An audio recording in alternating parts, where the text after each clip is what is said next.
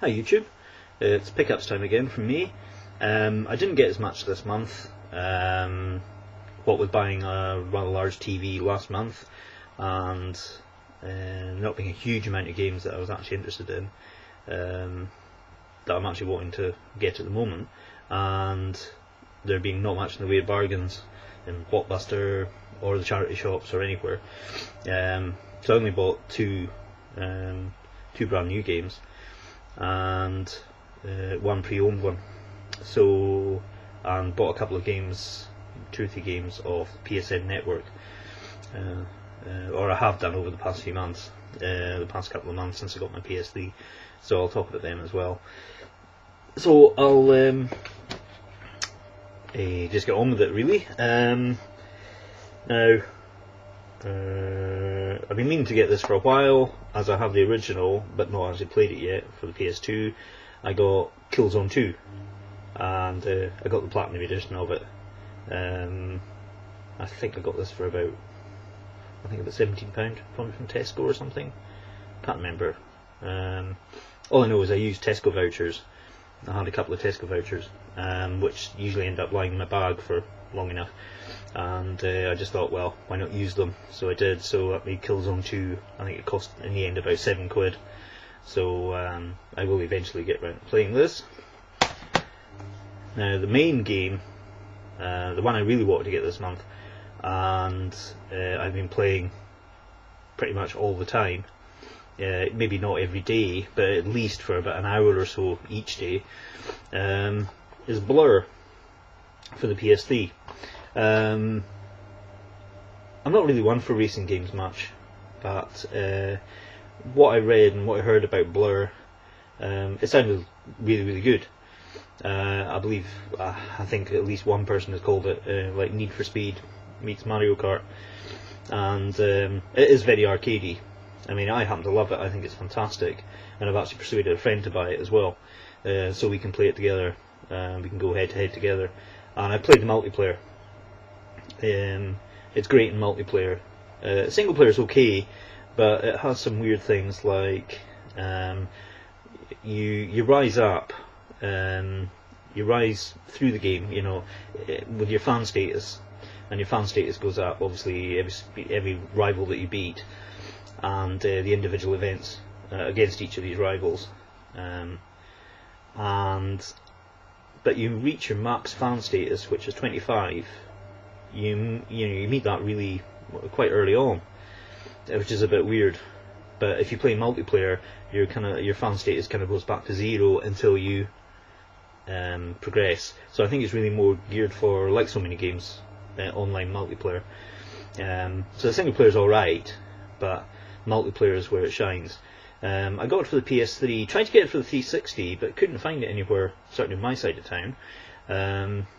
And it was available in Tesco for £26, and that's what I paid for it. I bought it from my local Tesco, a very small Tesco Metro down the road from me. I got it for the PS3 and it was £26. But as of last Saturday, I've noticed it's gone back to £39 again, which to me seems madness. Nobody's going to want to buy it for £39. I don't think it's actually performed that well. I think it was unfortunate that it came out at the same time as Split Second, and Split Second seems to have grabbed a lot of the attention. But from what I've seen, I think Blur is actually more fun. It's certainly the one that to me just seems to be more pick up and play. But you know, I'm quite happy to stand corrected on that.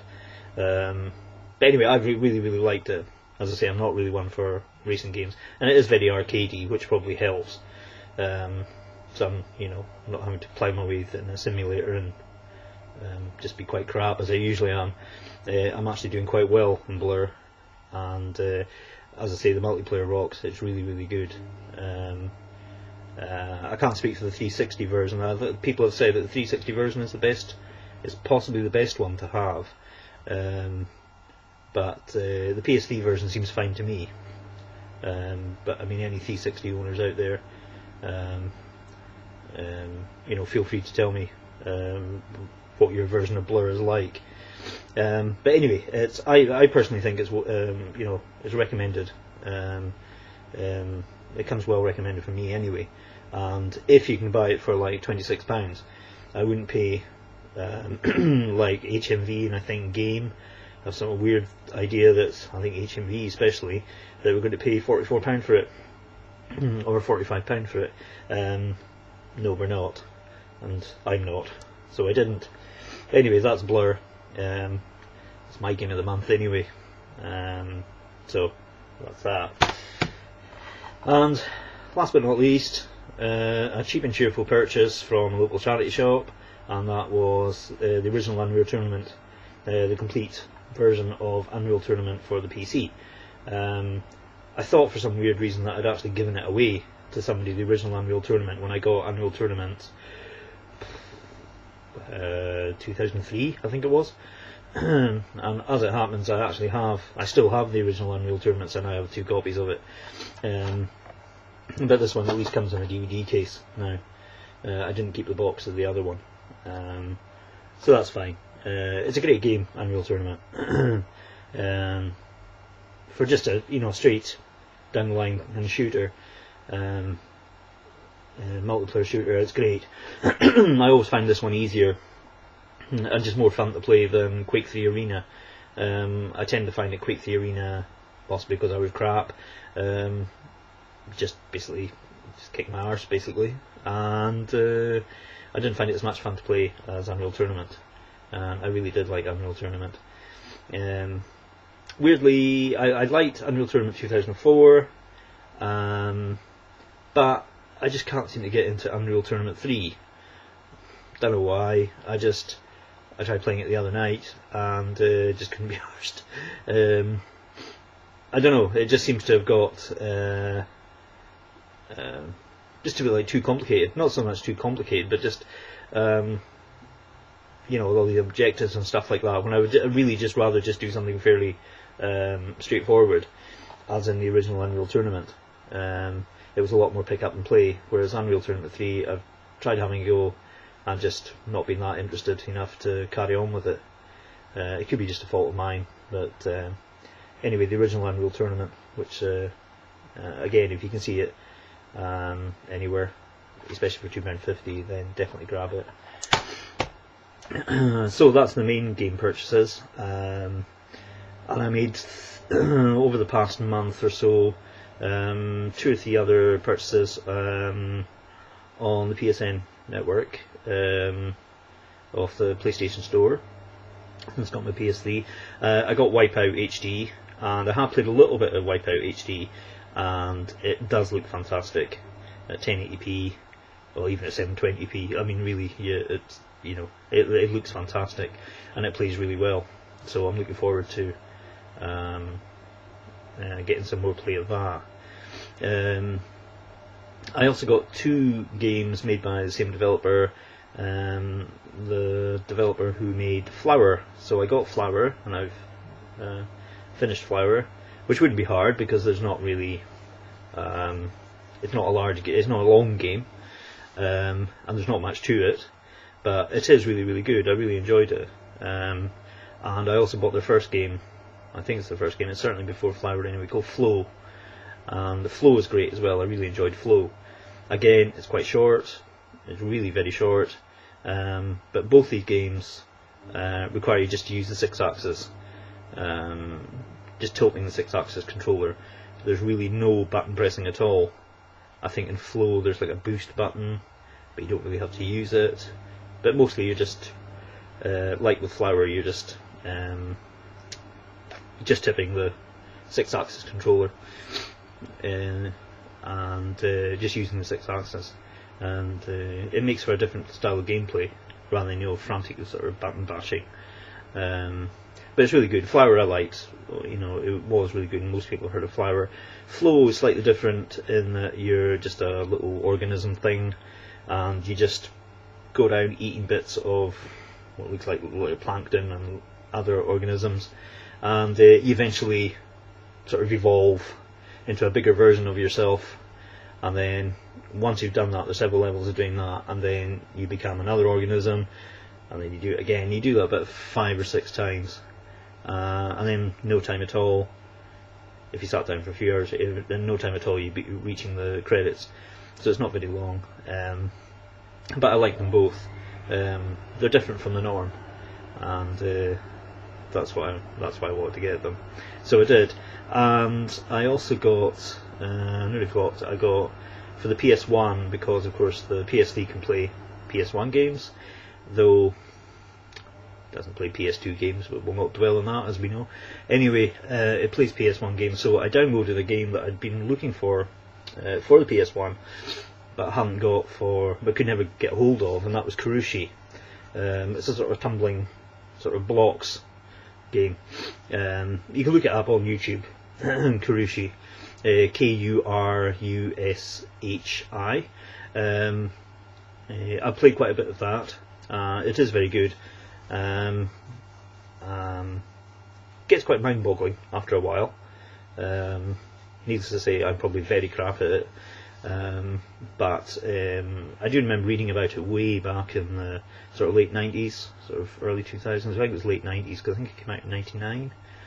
Don't quote me on that, but I think it was 99. Yeah, it's a great puzzle game. It's very, very good. And the last purchase I made this month was this Dragon Age Origins game guide. Dragon Age Origins is quite a large game, so I thought, well, it'd be worthwhile getting the game guide for it, and I got it quite cheaply from Amazon. I think it was under £10. I think it was like £9.98 or something. So I've had a quick squint through it, and hopefully it will come in useful when I go back to playing Dragon Age, as I've taken a little break from Dragon Age, basically because my life's been taken over by Blur. But man cannot live on racing games alone, and when I get back into playing Dragon Age, which will be very soon, if I have any more problems with it, as I'm stuck in a dark alley in Denerim, I think it is. Anyway, I'm finding these guys I'm trying to kill slightly unkillable, so I'm not wanting to change the difficulty level. I want to keep it at normal, which is probably a bit daft because I'm a very crap RPG player. But anyway, I hope that the game guide can help me through any of the slightly trickier moments in it. So yeah, so that was my last purchase this month. Just the other day, I got another subscriber, and I now have 130 subscribers, which is great. And I never thought, and I'm now coming up to I think it actually might be a year on YouTube, I'm not sure, can't remember now how long. I know that it's nearly a year on YouTube anyway. And when I first embarked on my YouTube journey, how pretentious is that, I never thought that, I mean, because it was such a new experience to me, I never thought about gaining subscribers or any of these sort of things. It's not something you really think about because it's so new to you. So to have 130 subscribers, I know it doesn't seem a lot when you've got people who've got like 1,000, 2,000, and they're YouTube partners and whatever.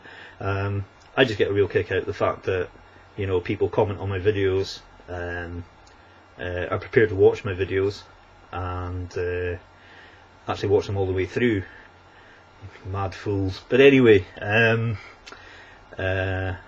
likewise too, I mean, I do the same too for my subscribers as well.